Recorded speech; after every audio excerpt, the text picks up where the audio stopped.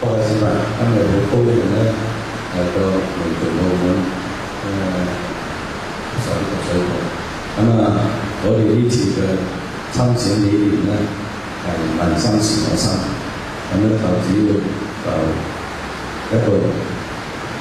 用官僚來頭，同埋咧我哋咧就多民生嘅訴求。因為點解用官僚來頭咧？我哋覺得咁多年嚟牽涉到社會民生嘅問題咧，都係因為官員、部官員咧嘅不作為，或者係冇能力作為而影響嘅。所以比如講，類似呢個睇電視問題啊，其實好多居民咧好大嘅怨氣。類似北灣碼頭，佢初熱線係5億，咁咧現時使到33億幾咧都要賣俾。類似澳大嘅澳大隧道，初熱線係5億，使到20億；澳大橫琴校區咧，由幾十億使到百幾億，等等嘅，我都覺得係部門官員係不作為嘅問題而導致嘅。比如講輕軌，初熱線係40幾億，依家淨係淡仔段，就香港咧就要使到80幾億。我覺得呢個咧，雖然我哋依家現時經濟發展得好快，非常好。依家現時我哋政府嘅庫存係有4000幾億，但係如果俾嗰啲不作為嘅官員咁樣用法咧，我覺得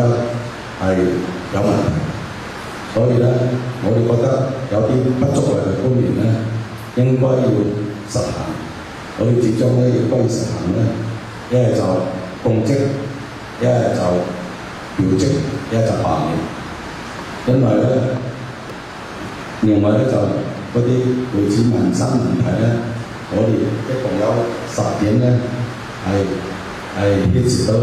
所有居民嘅衣食嘅自行方方面面。咁咧接住落嚟咧，我請第二個選人咧介紹下嗰個潛能博彩。頭先上山所講嘅衣食住行都關乎官員，所以我哋要求用官落堂，同埋一個公平性不足，我哋嘅居民咧冇享受到發展嘅成果，所以我哋呢一次咧亦都提出一個全民嘅基金公司，將我哋嘅分享呢個我哋嘅澳門嘅發展成果。咁我哋基金公司咧可以完全公開同埋透明嘅去運作市場嘅運作嘅機制，所以請投我哋13組民建協進會1票多謝支持。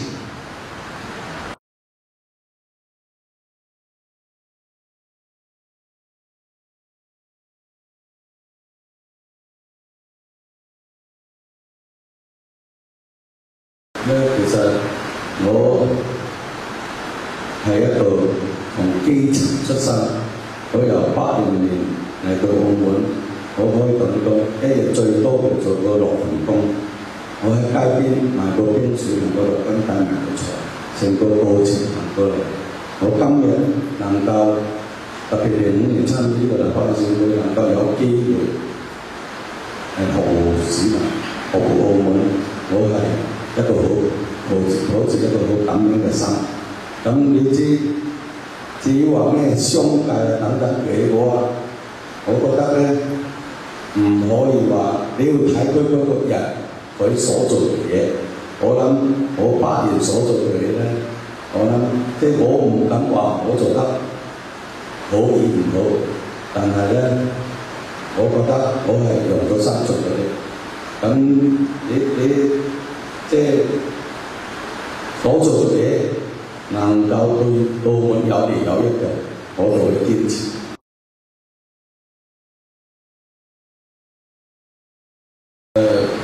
其實咧，我覺得咧，就每個人咧出嚟社會做服務咧，最緊要有個心，同埋你應該有個實際行動。咁呢次我哋有啲新人咧，我覺得對你社會一個接受過程，所以咧，我特別呢次咧。可以同大家講咧，係選情咧比較危機，所以咧希望我哋能夠利用呢兩個宣傳期咧，多啲同啲居民互動。我覺得我哋呢組嘅所有嘅候選人咧，我哋平均年齡37.7，但係我哋係一個志同道合，大家都想為社會去做啲事，呢個係我呢次係最大嘅欣慰。但係畢竟選舉嘅嘢，我哋會盡最大嘅努力去爭取每一個市民對我哋嘅支持，我哋係有信心力爭上陣。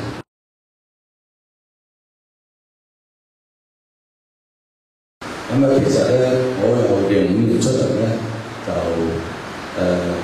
出嚟參選嘅時候，當時係18個組別，咁樣09年咧係16個組別，今年係20個組別咧，係可以講係最多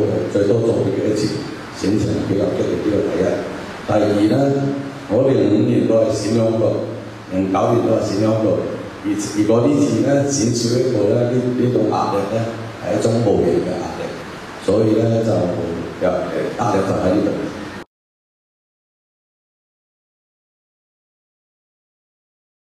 咁咧呢樣嘢咧，你頭先講嗰個食品咧，係有個朋友咧，佢做嗰個食品嘅，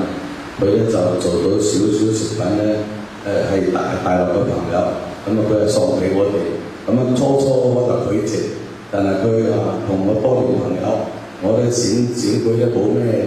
能夠幫到我，咁所以整少嗰啲食品，初我係拒絕嘅。但係你話即係點樣浩動等等嘅，我覺得我哋做到8年嘅，我諗必定有啲市民對我哋嘅認同。我哋希望咧就我諗睇住你睇我哋。05年、09年到6、7架先程車，我哋今年得3架，同埋我哋有個要求咧，就係晏啲出去做啲翻嚟，同埋個聲調咧要調到最低。我哋希望咧都能夠特別喺呢兩個星期咧，再盡量唔可以影響我哋嘅居民，因為我哋5萬幾個博彩從業員咧，佢24小時需要作息嘅，呢個我哋都盡量去考慮都唔可以影響嘅。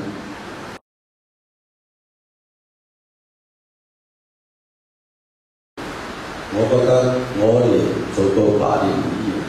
未做議員之前，其實80年代中我參與社團就一直好少，因為我覺得澳門能夠俾我發展嘅機會，如果冇澳門就冇我今日坐喺啲面前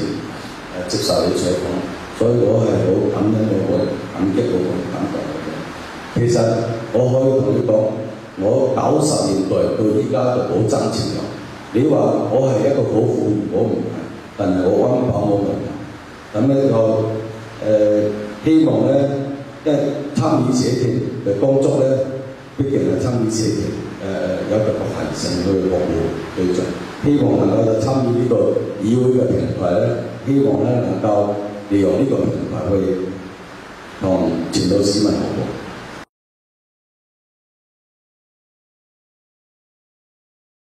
我諗咧，呢8年嘅過程咧，我諗大家就可以察覺到我喺議會做嘅乜，係議會所提出嘅都係與民生息息相關嘅。因為我覺得我出嚟要為社會服務，因為我係一個基層出身，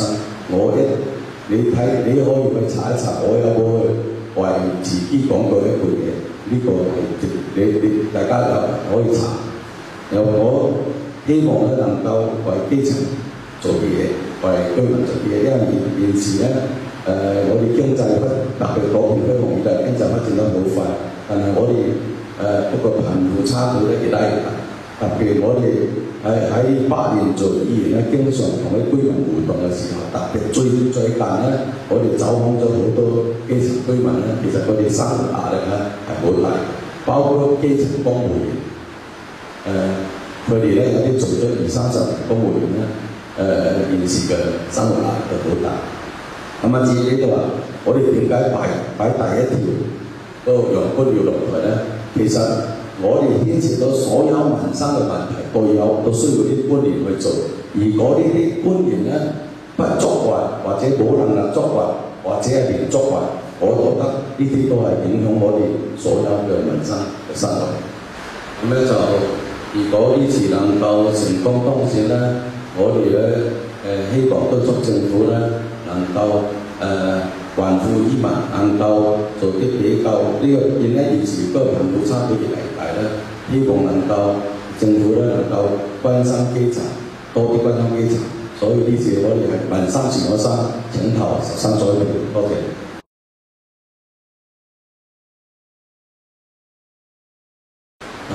我覺得咧就首先咧，我哋澳門嘅龍頭產業就係博彩業。其實呢個問題咧，我係2010年就係議會提出嚟，同埋依家要選舉先提出嚟。我覺得我陳明根所做嘅嘢，不論係當然呢個選舉呢、個先前期，我哋作為要參與呢、個立法會選舉，要多啲去同啲居民呢個係先前。其實咧，我哋係8年，我長期咧都係同居民講嘅。咁至於你話我哋現時頭先講嘅貧富差距大啦，好似新加坡嗰達馬城公司，佢當時得3億幾嘅美金，依家現時咧賺到460幾倍，所以咧喺2010年我哋喺議會提出嚟咧，希望政府咧能夠成立一個全民基金公司，又可以投資全民博彩公司，因為我哋政府嘅庫房咧係4000幾億。但係我哋前年嘅投資回報率得0.7，比我哋居民自己拎錢嘅錢銀仲低。我覺得呢啲觀念嘅思維咧係有待改進，好大改進嘅空間嘅。所以咧，我哋就從政府撥錢，又可以投資博彩業，又可以投資橫琴，又可以投資南沙，又可以投資上海。咁其實一個地區、一個國家同埋一個家庭係一樣。你譬如講你屋企一共賺6萬蚊，咁點樣去運用到啲錢咧？點樣能夠生活到得好啲咧？我覺得政府呢個係佢政府應該有個責任去做到呢樣嘢。但係擔唔擔心即係有一啲嘅相對比較保守啲嘅市民就會覺得你而家即係咪想我哋即係全所有澳門人即係都有份啊，即係有份參與即係賭博嘅事業啊咁樣。其實咧，我哋澳門90%都係靠住博彩業。我哋如果冇博彩業呢個產業，我哋公務人員去邊度去工資啊？咁其實咧呢個點解我哋三個賭牌變落個政府仲未解釋得清楚？呢個第一。第二，點解美國人可以賭，香港人可以賭？點解澳門人係一個龍頭產業，點解唔得咧？我唔相信有政府有決心，我相信唔得，可以批多一個賭牌。咁每年我哋嗰個現金分享等等嘅嘢咧，其實包括你嗰個6個賭牌，你一條年一共賺咗1500幾億。咁佢順年前一共賺咗1500幾億，咁我哋澳門居民5萬幾個去打工得120幾億，呢個係非常低嘅。咁點解我哋唔可以維持到市民咧？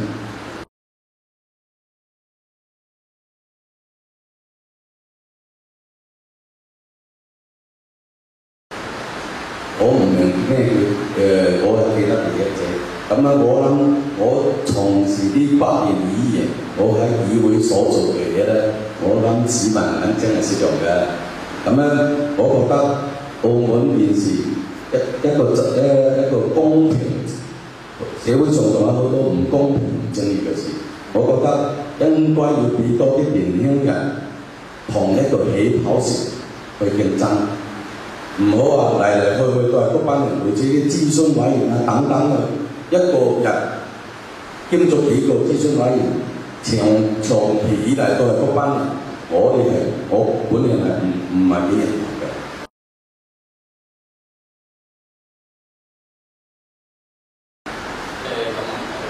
頭先你都大家都唔知我介紹自己啦，咁我就係第14嘅候選人，咁我叫許龍峰啦。我係排第14位啦，咁相信唔可能會選咗入去做立法會議員啦。咁但係我唔係話即係唔係話要喺立法會議員即係做呢個立法會議員先可以為市民做啲嘢咯。咁我希望係透過即係呢個選舉呢個咁嘅工作啊，呢個咁嘅經歷咧，去磨練自己啦，去堅定自己一個好堅定自己服務社會嘅呢個心啦。咁所以我係參加呢個